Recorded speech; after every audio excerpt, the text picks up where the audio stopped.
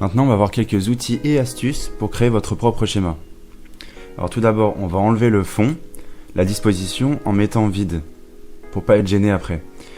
On va placer notre première forme, un rectangle avec les coins arrondis, quelque chose de simple. Je le place au milieu. On va changer tout de suite le remplissage et le contour.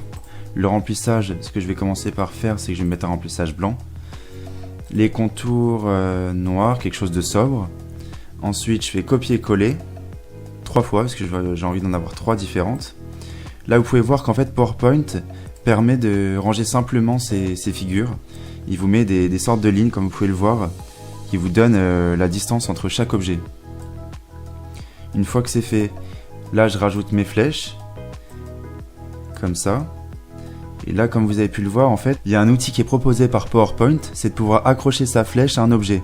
Comme ceci, une fois que le point est vert, ça veut dire que l'objet est accroché. Vous voyez là, la flèche reste accrochée à l'autre objet, ce qui est assez pratique. Je refais ça une deuxième fois, je fais CTRL-C, CTRL-V, je place ma flèche, je l'accroche à l'objet, et voilà. Ensuite, alors je vais changer la couleur de mes flèches, je vais la mettre en noir aussi. Tac.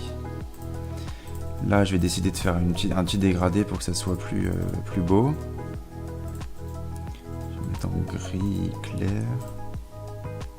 Voilà, et celui-ci, je vais un peu augmenter, comme ceci. Astuce importante, c'est qu'on peut écrire directement dans nos figures sans mettre de zone de texte. On double-clique dedans. Ensuite, on écrit ce qu'on veut. Là, on va écrire pour chaque case, partie 1, partie 2, partie 3. Là, par défaut, malheureusement, on écrit en blanc, du coup, on ne voit pas l'écriture. Ce qu'on va faire, c'est qu'on va la mettre en noir et faire copier-coller pour chaque figure, comme ceci.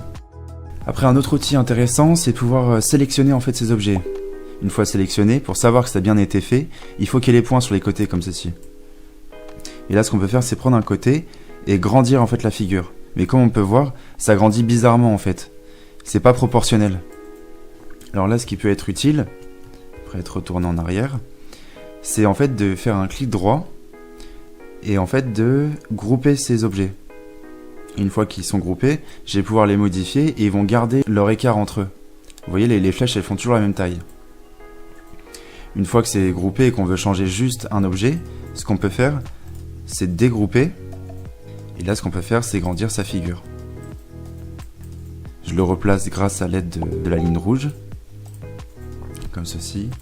Et voilà. Autre fonctionnalité importante, c'est qu'on va pouvoir enregistrer notre schéma sous forme d'image. On sélectionne l'ensemble, on fait clic droit, enregistrer en tant qu'image. Moi, je vais l'enregistrer dans mes images, tutoriel, faire schéma, comme ceci. Et là, on voit bien qu'il est enregistré sous forme de PNG, ce qui veut dire qu'il n'y aura pas le fond, il y aura juste en fait nos formes. Je vais enregistrer, on va faire une nouvelle diapo avec un contenu vide. Et ce qu'on va faire, c'est qu'on va aller la chercher, la mettre, CTRL-C, CTRL-V, et voilà. Là, du coup, il n'y a pas de fond derrière. On peut tester, on va mettre un fond un peu sombre. Et voilà. Là, on voit bien qu'il n'y a aucun fond. Deux détails en plus, les formes sont disponibles à la fois sur Insertion, comme ici, et dans Accueil, ici. Dans Insertion, c'est un peu plus simple, vous avez un menu déroulant, vous allez pouvoir choisir la forme que vous souhaitez.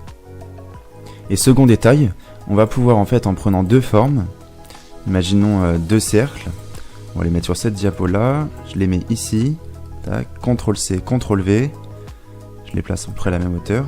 En sélectionnant les deux, en fait, on va voir apparaître dans Format, fusionner les formes, et on va avoir plusieurs options, unir, combiner, fragmenter, intersecter et soustraire. Voilà, c'était un aperçu des possibilités qu'offre PowerPoint pour manipuler des formes.